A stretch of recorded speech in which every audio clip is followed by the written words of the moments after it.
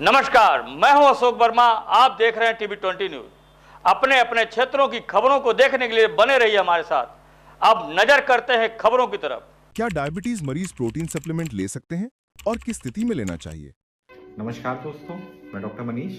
अगर आप protein supplement लेना चाहते हैं तो सबसे पहले आपको अपने डॉक्टर साहब जिनसे आप इलाज करा रहे हैं उनसे एक बार सलाह मशवरा करने के बाद ही इस चीज़ का उपयोग करना है। सबसे पहले कोशिश करें कि नेचुरल फॉर्म, जो नेचुरल रिसोर्सेज में हमारे पास प्रोटीन उपलब्ध है, जैसे दाल, राजमा, छोला, चना, सोयाबीन, सत्तू। अगर नॉन वेजिटेरियन है तो कुछ हद तक अंडों का सेवन कर सकते हैं, कुछ हद तक मछली, चिकन का आप उपयोग कर सकते हैं। क्या प्रोटीन सप्लीमेंट को रोजमर्रा की डाइट के साथ मिलाया जा सकता है? कि देखिए, ये एक प्रोटीन सप्लीमेंट है, ये सब्स्टिट्यूट नहीं है।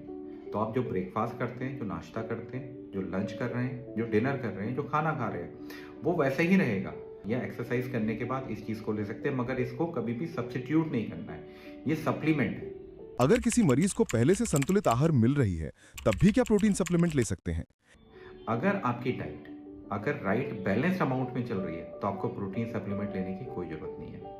अगर आप बैलेंस डाइट के हिसाब से आपके शरीर में प्रोटीन जितना चाहिए उतना अगर जा रहा है, उतना आप खाने की मात्रा से उसको पूर्ण रूप से ले पा रहे हैं, तो आपको अलग से कोई भी प्रोटीन सप्लीमेंट लेने की जरूरत नहीं है। एक दिन में कितने ग्राम प्रोटीन लेना चाहिए? आपका जितना वजन है उसी का ग्राम में कन्वर्ट कर दीजिए, उतने एक दिन में प्रोटीन का रिक्वायरमेंट होता है। मान लीजिए अगर आपका वजन 60 किलो है तो 1 किलो के हिसाब से 1 ग्राम, मतलब डेली का 60 ग्राम तक आप प्रोटीन का सेवन कर सकते हैं।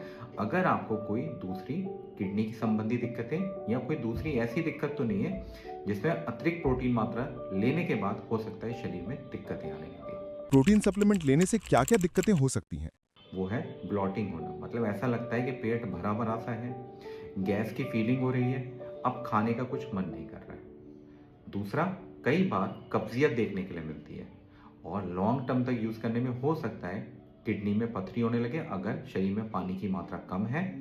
और लॉन्ग टर्म में हो सकता है अगर आपको किडनी संबंधी दिक्कतें हैं तो क्रिएटिनिन के लेवल पे उछाल देखने के लिए मिल सकता है। हो सकता है किडनी में होने वाली दिक्कतें पहले से काफ़ी हद तक ज़्यादा बढ़ जाएं। कुछ प्रोटीन पाउडर लेने के बाद आपके शरीर का एलडीएल कोलेस्ट्रॉल का स्तर बढ़ जाता है। एलडीएल कोलेस्ट्रॉल का एक ऐसा स्तर है जो हार्ट के लिए काफ़ी हद तक नुकसानदेह हो सकता है। कुछ प्रोटीन पाउडर लेने के बाद शरीर में सोडियम का स्तर बढ़ जाता है, जिसके कारण शरीर में सूजन आना या ब्लड प्रेशर में उछाल देखने के लिए मिल सकता है। क्या इस पर कोई स्टडी हुई है और क्या इसमें कोई ऐसा केमिकल होता है जो हमारे लिए हानिकारक हो सकता है? तो शोध ये बताते हैं कि लॉन्ग टर्म स्टडी अभी तक अनप्रूवन है। कुछ प्रोटीन पाउडर के जो ब्रांड्स हैं उसमें कुछ हद तक हैवी मेटल्स के ट्रेसेस पाए गए हैं, खासकर लेड, क्रोमियम या आर्सेनिक। ये आपके शरीर के लिए बहुत ज़्यादा गंभीर साबित हो सकते हैं।